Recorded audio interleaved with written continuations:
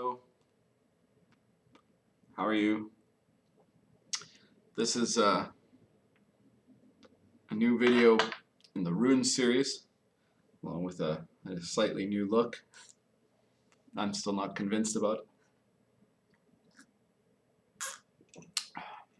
it. So, it's been a while since I did one of the rune videos, but I am determined to continue forward with them. And today's rune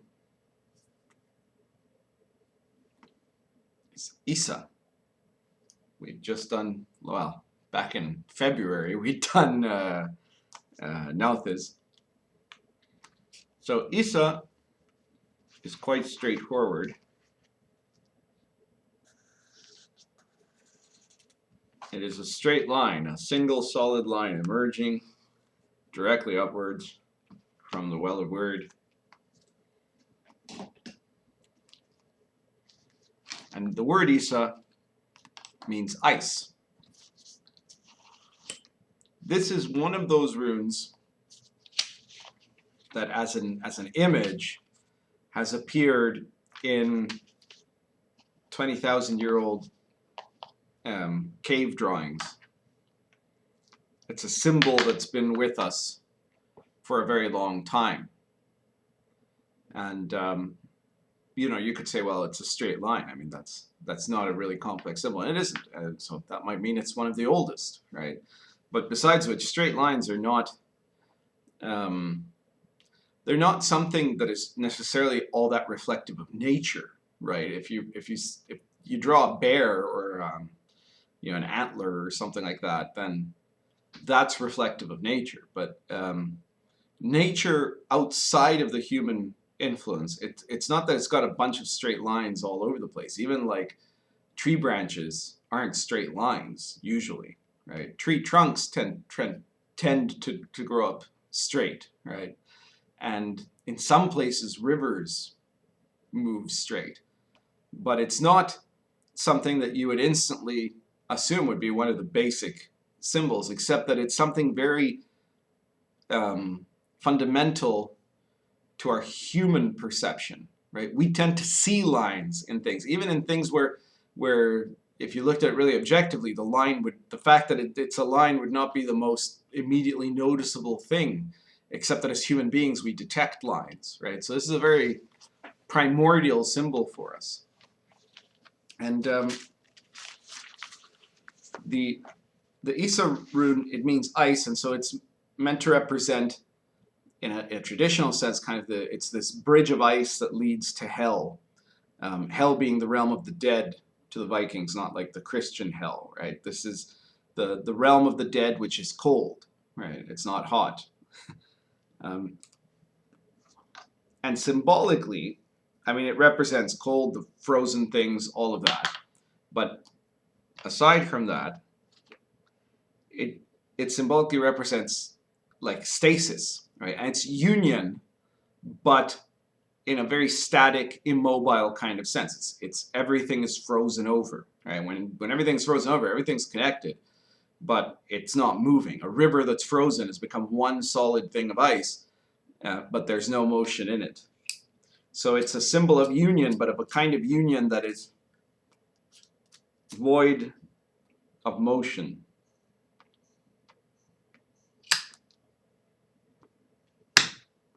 Is this a bad thing?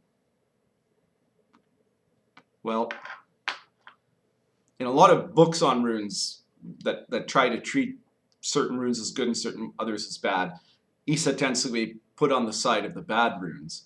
But of course, in fact, it's all a question of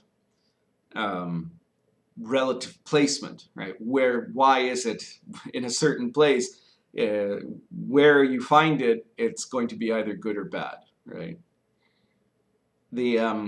Some of the old rune poems said that Isa is danger for foolish men. So it's bad if you're not smart, right? It means something very solid, right? And it can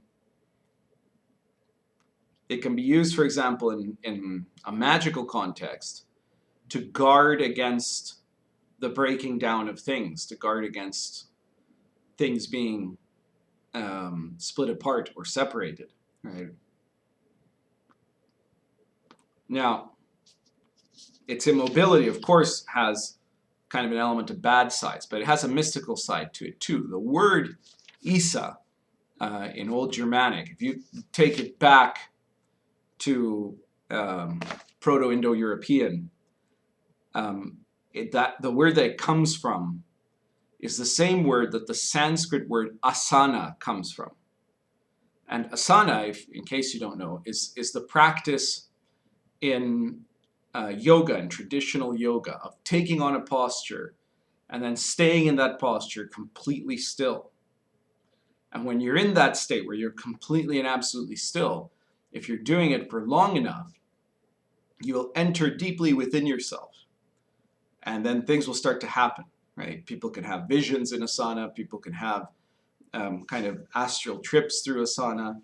People in asana can have ecstatic experiences. So it is a kind of ecstasy experience, right? And so Isa, being one of these fundamental forces, is something you can work with. It has enormous amounts of power, you could say.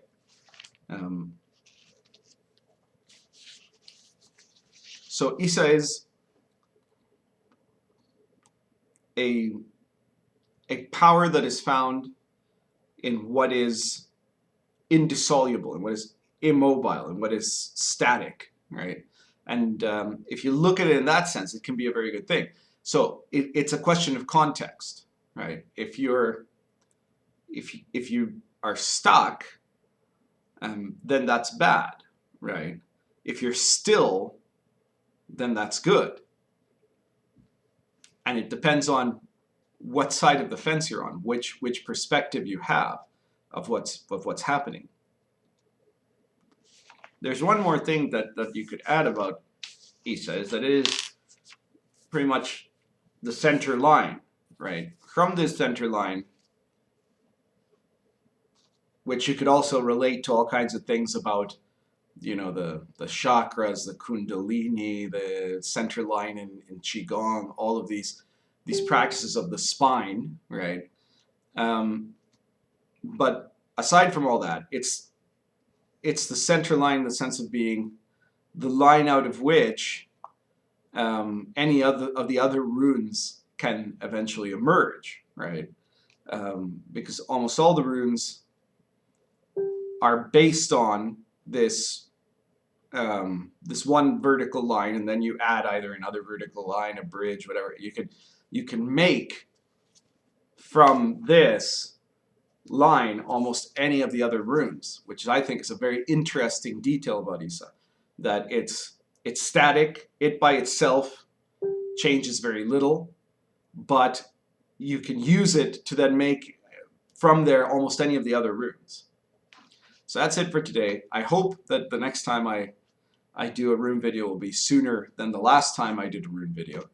And if you like this video, please feel free to subscribe so that you won't miss an update, and to check out the other playlists, especially the Yifa Society playlist, which is dealing with the teachings I'm focused on and teaching in an organized fashion right now. But if you came to this because of divination, then in the Yifa playlist you'll see stuff about the I Ching, and then there's also my old tarot videos, which are in another playlist. And feel free to share this video anywhere you like. That's the best way that you could be expressing your gratitude for it. And if you're interested in learning more about the process of self-transformation, check out the Yifa Society. And if you're interested, contact me. Thank you very much.